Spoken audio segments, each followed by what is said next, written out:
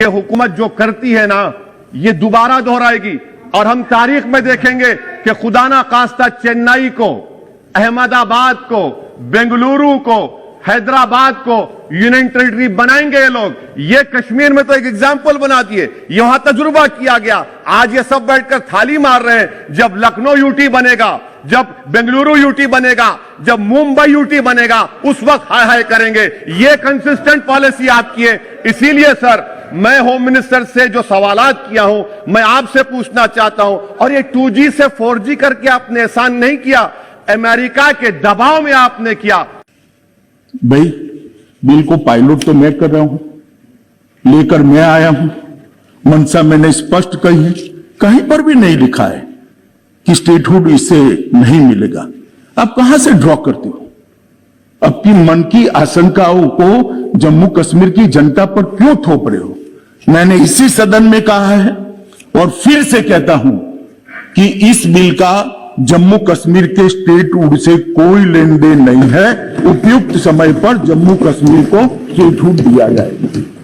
और कह रहे हैं कि स्टेटहुड देना है तो एग्मूट में क्यों लेकर आए? जरा एग्मूट कैडर को ही समझ लेते। क्या अरुणाचल राज्य नहीं है? क्या गोवा राज्य नहीं? मिजोरम राज्य नहीं? ये सारे राज्य ही है।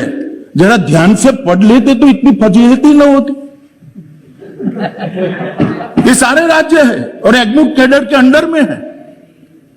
जहां पर विशेष प्रकार की भौगोलिक परिस्थिति होती है, एडमिनिस्ट्रेटिव परिस्थिति होती है, वहां पर अफसर भेजने पड़ते हैं और वो राज्य के विकास के लिए जाते हैं। जो अफसर एग्मूट कैडर के हैं वही मसूरी की जगह पे ट्रेनिंग लेकर आते हैं जो जम्मू कश्मीर कैडर के लोग पहले लिया करते थे। ये ऑल इंडिया कैडर है मान्यवर। और ओवैसी साहब इसका हिंदू मुस्लिम में विभाजन करते हैं। भाई, आपके मन में सब चीज हिंदू मुस्लिम है, मैं तो समझता हूं ओवैसी जी आपको, मगर आप देश के अफसरान को भी हिंदू मुस्लिम में डिवाइड कर दे। क्या कंसेप्ट है आपका? एक हिंदू अफसर मुस्लिम जनता की सेवा नहीं कर सकता? एक मुस्लिम अफसर हिंदू जनता की सेवा नहीं कर सकता? किस प्रकार के देश में हम आगे बढ़ने जा रहे हैं?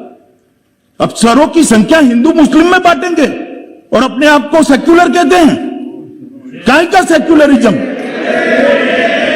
हिंदू मुस्लिम में अफसरों की संख्या बांटेंगे। इस तरह से तो मान्यवर कश्मीर के अंदर शांति नहीं होगी, ज्यादा चिंता होगी, ज्यादा उचाट होगी, संशय बढ़ेंगे। मेरा सभी से निवेदन है कि इस तरह से नहीं करना चाहिए। अभी उन्होंने एक और निवेदन कर दिया मान्यवर कि 2G से 4G विदेशियों के दबाव में किया है। ओवैसी साहब को मालूम नहीं है, जिसका वो समर्थन करते थे वो यूपीए की सरकार चली गई है। ये नरेंद्र मोदी की भारतीय जनता पार्टी की सरकार। इस देश के फैसले ये देश करता है, इस देश के फैसले इस देश की संसद करती है। कोई हम पर दबाव नहीं कर सकता। और हमने उसको इसलिए रिस्ट्रिक्ट किया था मान्यवर कि कुछ समझने के लिए समय चाहिए था। अफवाहें न फैलाई जाए, इसके लिए एक समय चाहिए था।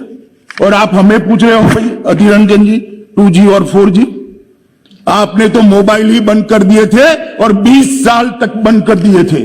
वाजपेयी जी की सरकार ने आकर 2G 4G छोड़ो, मोबाइल सर्विस ही बंद कर दी थी।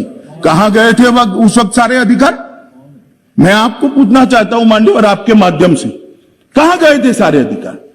जब विपक्ष में बैठते हैं तब अपने समय में क्या किया था वो भी तो थोड़ा याद रखना चाहिए, वरना फिर सुननी पड़ेगी। मान्यवर, ये हमें 4G और 2G का कह रहे। मैं अभी भी कहता हूं कि सबसे बड़ा नागरिक का अधिकार है सुख और शांति से रहने का, सलामती के साथ रहने का। सलामती जहां नहीं होगी वहां सारे अधिकारों का कोई मतलब नहीं। ये नई फैशन शुरू हो गई। मान्यवर, मैं कहना चाहता हूं कि ये जो लोग कह रहे हैं कि हम विदेश के दबाव में आकर कह रहे हैं, मैं उनको पूछना चाहता हूं कि किसके दबाव के अंदर धारा 370 को इतने समय तक चालू रखा आपने? ये तो जरा बता दीजिए, किसका दबाव था? कौन प्रेशराइज करता था? अभी किसी ने कह दिया बड़े बड़े साहित्यिक शब्दों के साथ कि शासन का जनता से वादा था, एक एग्रीमेंट था। भाई मैं तो एग्रीमेंट को बारीकी से पढ़ता हूं और मैं तो मानता हूं कि पूर्ववर्ती सरकारों ने भी जो वादे करे हैं उसको ध्यान से पढ़ने चाहिए और इसका अमल करना चाहिए। 370 के बारे में कहा गया कि 370 और 35 से वो देश की सरकार का जम्मू कश्मीर की जनता से एग्रीमेंट था। एग्रीमेंट जरूर था मगर उसमें टेम्पररी शब्द आप भूल जाते हैं पढ़ने का। ये टेम्पररी था और जो मेरा हिसाब पूछ रहे 17 महीने में स्टेटहुड कब दोगे, स्टेटहुड कब दोगे, स्टेटहुड कब दोगे, हम जरूर देंगे।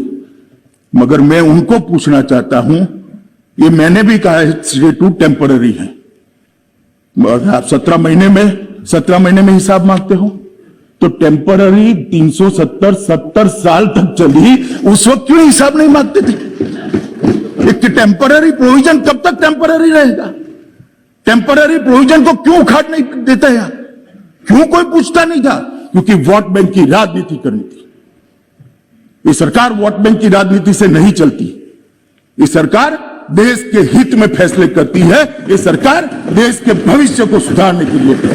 हम आएंगे जाएंगे, लोकतंत्र है, जीतेंगे हारेंगे, इसको ध्यान में रखकर देश के भविष्य को ताक पर हम नहीं रख सकते, न हम रखना चाहते। ये आपकी पॉलिसी है, आपको मुबारक हो। मान्यवर, इन्होंने कहा कि लोकल अफसरों का अधिकार चला जाएगा। मुझे कोई समझाए भला, देश भर में आईएएस आईपीएस अफसर भेजे जाते हैं, लोकल अफसरों का अधिकार चला जाता है क्या? चला जाता है तो जम्मू कश्मीर में कैसे चला जाएगा?